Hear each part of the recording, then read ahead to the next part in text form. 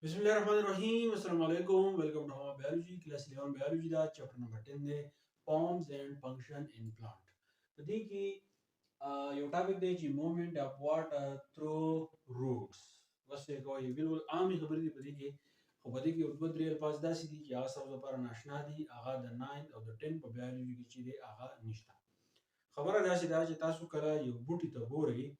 نو دا بوټی چې دی د زیرې په ذریعه باندې د دغې خاورې نه اوبه جذب کوي. بس چې که فرض کا د میډل سکول ماشوم دی یا د های سکول ماشوم ډیر کارونه زموږ داسې دي چې هغه زموږ په چاپیریچل کې نیچرلی کیږي خو هغې ته زموږ خیال نشته.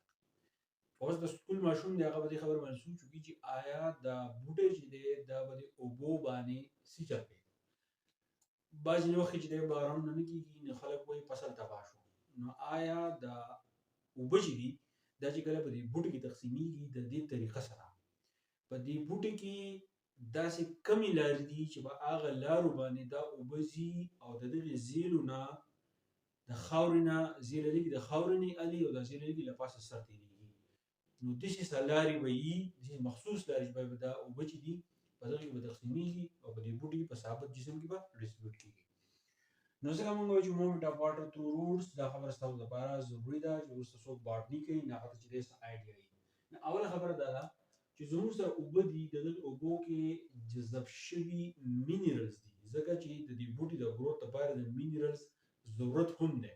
لکه څنګه چې موږ ته ضرورت دی موږ وایو چې د پای نه موږ ته کیلشیم میلاویږي دغه شان دې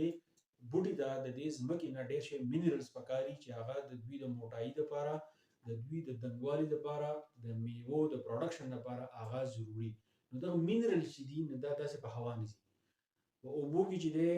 جذب شي هغې ته بیا موږ سلوشن وایو. نو په دې اوبو کې دا برخ چې دی د اوبو سره چې دی دا ځخیږي. نو دغه واټر او دغه مینرل چې کله زایلم ته رسي د دغې زیلې نه نو دا په دریو لارو باندې ځي. یا به موږ دا ووایو چې درې څیزونه داسې دي چې د هغې په ذریعه د زیلې نه دا اوبه چې دي له پاسه دې بوټي ته پاس کېږي. اول اپوپلاست دا اپوپلاست چې څه شی دی په دې باندې زه جدا لیکچر حالم هغه د ټاپک سره تړلی دی. بیا د سیمپلاست چې دی هغه ته هم وایو نو دا به هم په دې باندې موږ جدا لیکچر اپلوډ کوو. بیا زموږ سره ویکیولز تاسو صرف دا یاد وساتئ چې زموږ سره درې څیزونه دي یا درې لارې دي چې په دغه باندې زموږ سره یو بوټی دی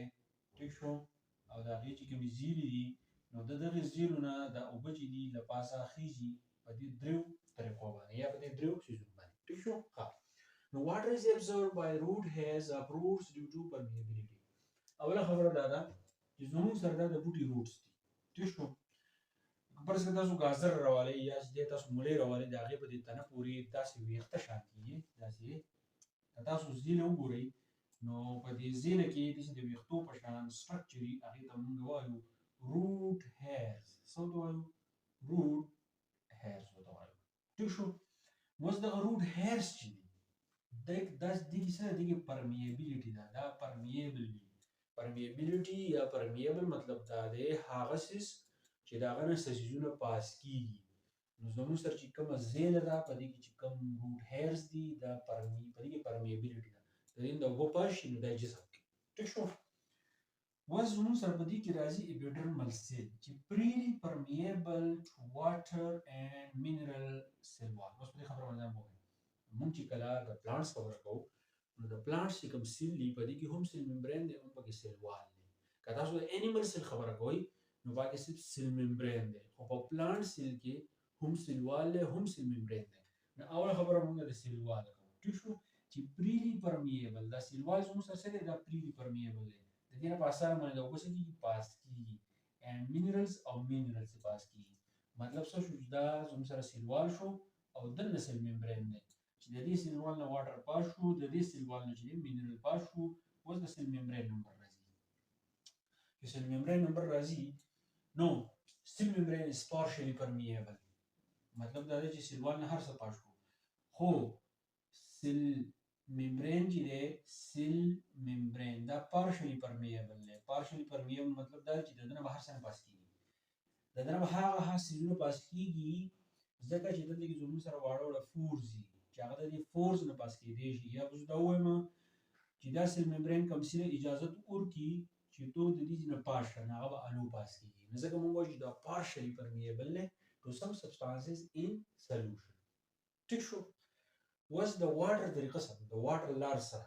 په دې باندې ځان مو کوي را روان لیکچر چې هغه موږ په دې باندې کوو واټر پیسج زیله ده زیلې ته اوبه راوختې له پاسه سر ته اوبه خېژي میوو ته ځي پاڼو ته ځي خاښونو ته ځي هر څه ته ځي په دې بوټي کې خو لاره سره هغه پیسج دا داسې کوي چې اوبه چې دي دا به له کارټکس نه پاس کېږي چې کله موږ د کارټکس وایو چې کارټکس څه ته وایي دا موږ د زیل سټرکچر زه کله تاسو ته بیان کړم په روان لیکچر کې تاسو پوه شئ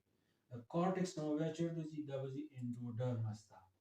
انډوډرمس نه به دا چېرته ځي دا به ځي پیریسایکل ته او د پیریسایکل نه بعد چېرته ځي دا به ځي زایلم سیل ته او چې کله زایلم سیل ته ورسېد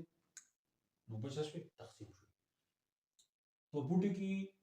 د اوبو تقسیمېدو لار کمه ده سټارټ په الو د اوبو نه اوبه چېرته لاړ شي کارټکس ته د کارټکس نه چېرته ځي انډوډرمس ته د انډوډرمس نه چېرته ځي پیریسایکل ته د پیریسایکل نه چېرته ځي زایلم ته اوس دا څیزونه چې دي ستاسو لپاره ناشنا دي د دې سټرکچر به په بل لیکچر کې انشاءالله د دې ډایګرام ډرا کوم تاسو ته وښیم چې کارټکس څه ته وایي انډوډرمس څه ته وایي پیریسایکل څه ته وایي نو بیا به ستاسو چې کوم شکوک و شبهات دي یا چې دې ستاسو کنفیوژن وي نو هغه چې دې ستاسو لرې شي نو چې وایي په ایم سی کیوز لپاره به دې کې ستاسو لپاره دوه خبرې دي یا چې کومې لارې دي یا کوم څیزونه دي چې په هغې باندې په بوټي کې اوبه پاس کېږي اپوپلاست یا اپوپلاست چې ورته مونږ وایو سمپلاست یا سمپلاست چې ورته مونږ وایو او ویکیوز ټیک شو یو دا شو د دې نه تاسو شارټ کوېشن راوستی شي یو شارټ کوېشن سره به دې کلیر کېږي چې واټر کارټکس ته ځي بیا انډوډرمس ته ځي پیریسایکل ته ځي او فاینلي چې دی دا زایلم سیل ته راشي نو په دې طریقه باندې په یو بوټي کې اوبه چې دي هغه حرکت تقسیمي کې وکړه کله چې زایلم ته ورسي نو زایلم نه بعد چې دی بیا زایلم په وشه ځکه چې دا د کار دی اوبه تقسیمول زایلم سیل کار دی نو دا د کلاس 11 بیولوژي وه که په دې تاسو پوه شوي نو هم ماته په کمنټ کې ووایه ځکه چې دې نه موږ د حوصله افزایي میلاویږي او که فرض کا یو مسټیک پکې شوی ستاسو په نظر کې یا چې دی څه پوینټ پکې پاتې شوی ماته ووایي چې هغه به راروان لیکچر کې هغه پوینټ چې دی زه تاسو ته کلیر کړم انشاءالله دا په چپټر نمبر 10 کې موږ لګیا په دې کې موږ ته صرف او صرف چې دا څلور چپټر پاتې دي زه کوشش کوم چې دا پوره بیولوژي چې دا ستاسو کوم را روان اگزام دی هغې ته چې دی تاسو ته ختمه کړم خو یو مهرباني کوئ دا ویډیو چې دی نور ملګرو ته رسوئ ځکه چې بعضې اسټوډنټان دا داسې وایي چې اکثر چې کوم بعضې کالجونه داسې پکې پوره کورس چې دی هغه نه پړاویږي او هغوی موږ ته دا وایي